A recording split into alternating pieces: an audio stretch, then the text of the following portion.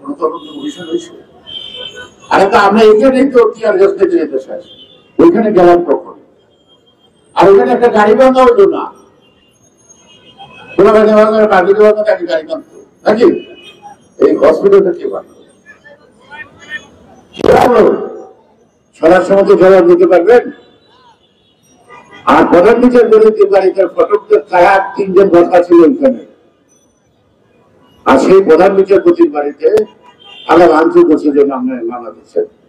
এখান থেকে প্রধান বিচারপতির যেতে বাড়িতে কতক্ষণ লাগে, ওইখান থেকে আয়সা ওইখানে যেতে কতক্ষণ লাগে, ওইটাও ভাঙলাম, আরো কত কাজ করলাম। কি আমরা কি শান্তি, এরা কি অটো যারা হাত উঠেলেই সব ধ্বংস হয়ে দেখা? আরে গাঁজা খান আসলটা খান, নকল গাঁজা খায় না। এইসব মামলা হলো সব গাঁজা খুঁজতে আড্ডাখানা। কারণ ওদের বড় হলো চাকরিটা, হাসিনার খেদমত করে চাকরিটা, হাসিনাকে নিজের পয়সা দিয়ে বেতন নিয়ে নিতে পারো। একটা পুরানের বেতন দেয় নাকি শেখ হাসিনাটা?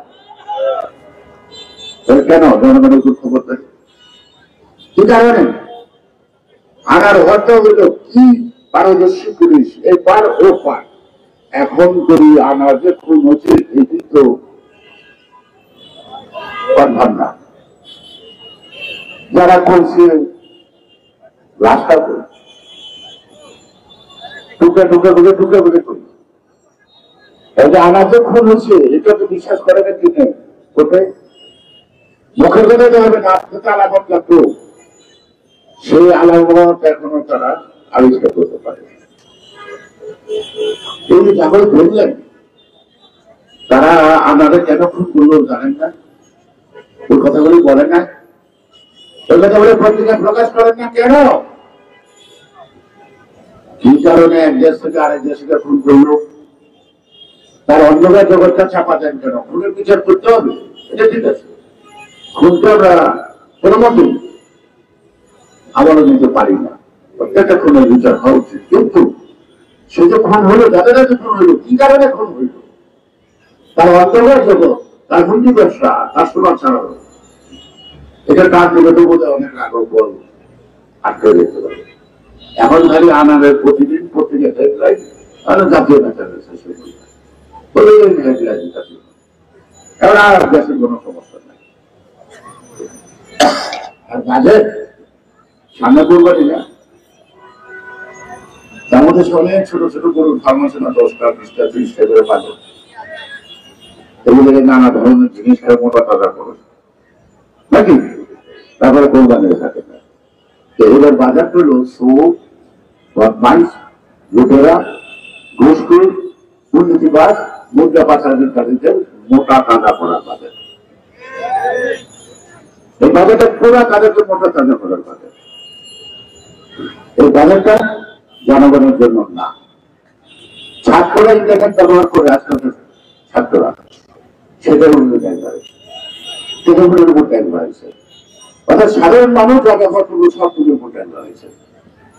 মানুষ রায় করবো করতে, আপনি রাজস্ব আদায় একটা টার্গেট করছেন, কিন্তু গত বছরের তুলনায় এবারে সামনের বছরটা ধরে আপনি অত রাজস্ব আনতে পারবেন না।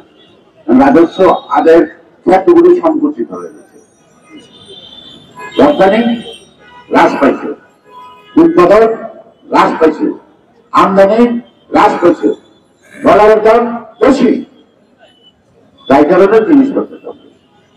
তাহলে আপনি গত বছর কিছু যে আয়, সেই আয়টা সে চলতে পারে না, তার যদি তাকে বাকি কাজ দিতে হয় তাহলে তাকে তো না খেয়ে পড়া ছাড়া কোনো উপায় নাই। অর্থাৎ শেখ হাসিনার আত্মীয় স্বজন আর এই ঘুষখোর দুর্নীতিবাজ চাকরিজীবী লুটেরা বাঁচুক আর সব মরে যাক, তাদের কিছু যায় আসে না, তাদের কিছু যায় আসে না। বাজেটটা প্রধানমন্ত্রী করলাম, বড় সমানের মতামত দেখলাম, আমি বাজেটের মধ্যে একটা জায়গা দেখলাম না এই অসহায় কর্মহীন মানুষগুলি তাদের জীবন কিভাবে বাঁচবে। আর আপনার ট্যাক্স বাড়ানো মানে তো জিনিসপত্রের দাম বাড়ানো, এটা তো অটো বাড়বে। সাধারণ খানরা আছে না, যদি 2 টাকা তেলের দাম বাড়ে তখন ট্রাকের দ্বারা 5,000 টাকা ভাড়া দেয়, 10,000 টাকা থাকে, তখন 15,000 টাকা। তাহলে আপনার ট্রান্সপোর্টের প্রায় দুটো জিনিসপত্র আনতে খুলনাতে ধরবো সেটা 100 টাকায়, ঢাকায় যাবে 1100 টাকা। এই মাঝখানে চান্দা ওটা ওই যে শেখ মুজিবের সোনার ছেলেদের এটা পাওনা, তাদেরকে দিতে হয়। হুজুর দিয়ে যদি আপনি দোয়া পড়ান, নৌকার মধ্যে দেবেন না। এখন এইরকম হুজুর রাস্তায় রাস্তায় শেখ হাসিনা রাখছে, তারপর নজরানা না পেতে আপনি রাস্তা পার করেছেন। এইভাবে দুর্নীতি বলতে লজ্জা লাগে, শুনতে লজ্জা লাগে, কিন্তু আলটিমেটলি দেশটা কোথায় যাবে, দেশের কি অবস্থা হবে, সেই কথাটা তো আপনাদের ভাবনার দরকার। সুতরাং মুক্তি চাই কেন বলি, আমরা বলি না কেন আমাদের নেতাদেরকে মুক্ত করব, কাছে মুক্তি চাই, আমাদের মুক্ত করতে হবে। এই বলতে পারেন কি পথ, কি জায়গাটা ভাঙবো, জায়গাটা ভাঙার দরকার নেই।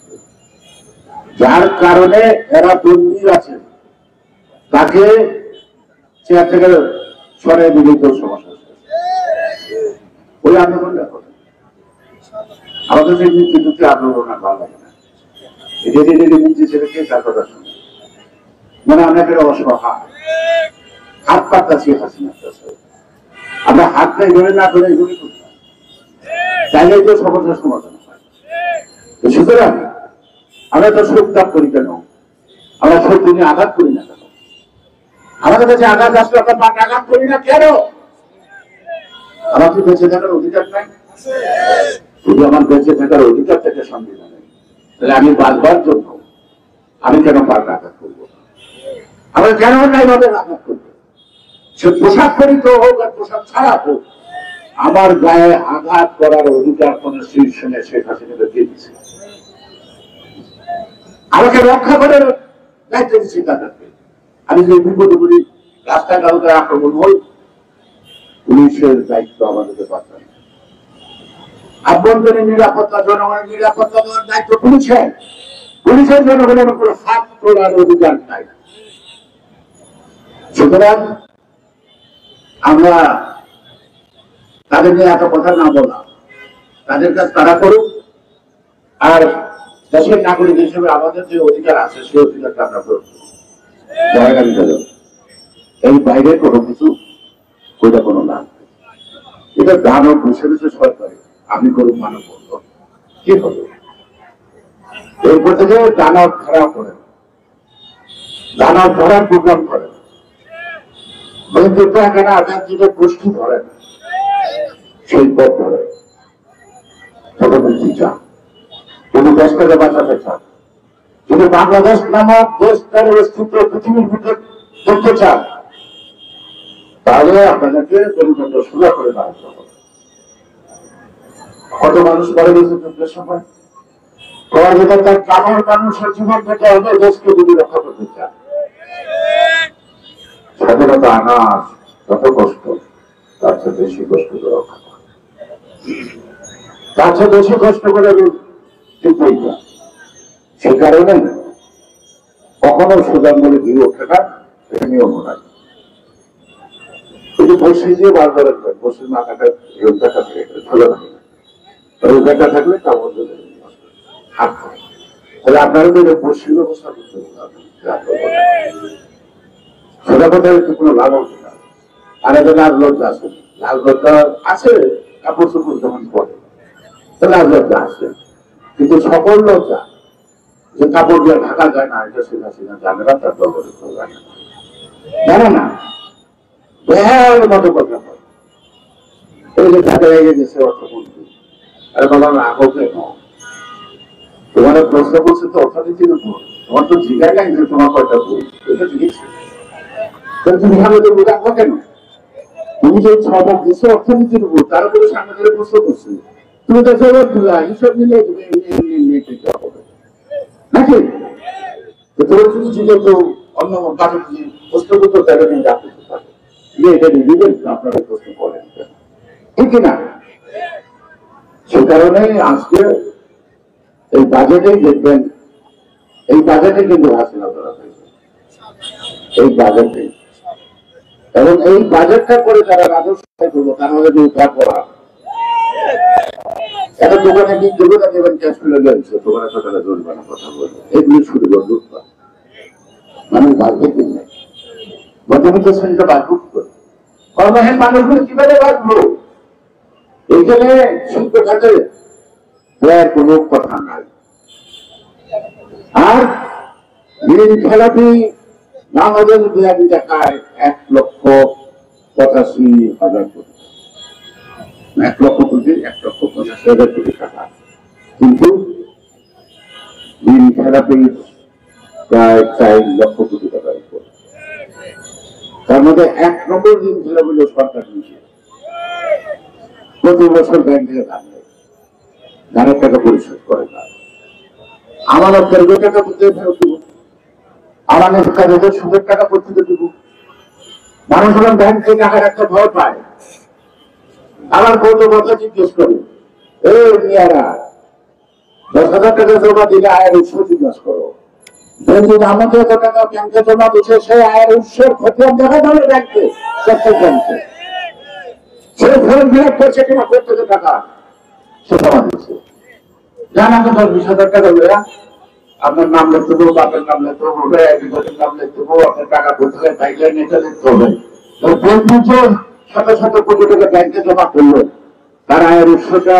ব্যাংক কর্তৃপক্ষ দেবেন তো দিবেন কিনা তা নাহলে যতটুকু ব্যাংকে তার অ্যাকাউন্ট আছে সে ব্যাংক কালের মধ্যে ছাড়া দেওয়ার কোনো কারণ নেই এই মখা আলমগীরের কথা কর এই মখা আলমগীর তিনি ফার্মাস ব্যাংক করছে তারপরে এটার নাম পাল্টে দিয়া এর নাম করছে কোথায় আর ফার্মাস ব্যাংকে যারা ডাইরেক্টর ছিল এরকম 10 জন ডাইরেক্টরে ওই জয়েন্ট স্টক হয়নি কাগজে সাইন করে আছে তারপরে রিজাইন করছে তাদের টাকা দেয় তাদের টাকা 20 কোটি টাকা করে তাদের দিতে হয় সেই টাকা কিন্তু ফেরত দেয় নাই মুক্তি মেলা বেরিয়েছে মরানোর সময় সে খবরে বয়স হচ্ছে একটা শিক্ষিত চোখ হ্যাঁ তারা এত টাকা প্রতিযোগিতা তুই চাকরি করছো চাকরি করে কয় টাকা পাইছো তোর বাচ্চাতে কত টাকা ছিল তুমি ব্যাংকের মালিক হসপিটাল মালিক বিস্কুটের মালিক সব ছোটের কারখানা আরো তার আরো করে প্রধানমন্ত্রী ওই শেখ মুজিবের মতো করছে আমি কারে কি করবো সবাইটা আমার লোক নাকি আমি কারে কি করবো আমাদের সবাই তো আমার লোক তাও তো সেই কথা বলতে পারছে এই কিন্তু কথা বলতে পারবো না কারণ এই কথা বলে কোনোটা বাঁধতে নিয়ে আপনাদের আমার কথাতে সমস্যা অনেক প্রকার আপনার আমার কি সমস্যা জীবনটা আছে জীবনটা থাকবে না এর বেশি সমস্যা নাই ওদের সমস্যা অনেক বেশি সমস্যা কারণ ওদের জবাব দিতে একদিন জবাব দিতে হবে সেই জবাব তাদের কাছে জবাব নাই সবাই ভালো থাকেন সুস্থ থাকেন আমি আশা করবো আজকে মানববন্ধনে যে আপনাদের দাবি সেই কবিরা বলতে গিয়ে বিজয়নগর ছাড়া টাকায় বলতো আশা করি স্বরাষ্ট্রমন্ত্রী এটা উপলব্ধি করবেন এবং জেলখানায় তাদেরকে কষ্ট না দিয়ে মুক্তি দেওয়ার জন্য তিনি ব্যবস্থা গ্রহণ করবেন আর স্বরাষ্ট্রমন্ত্রীর যে অবস্থা আমরা তো মাসের পর মাস বছর পর বছর খাটি আপনি কয়দিন খাটতে পারবেন তাদের টাকা আবার মায়া লাগে ভবিষ্যতে জানেন যে সময় লাগে সময়টুকু আল্লাহ তাআলার জন্য হায়াত বাকি রাখে আমি জানি না। তারা ভালো থাকুন সুস্থ থাকুন বাংলাদেশ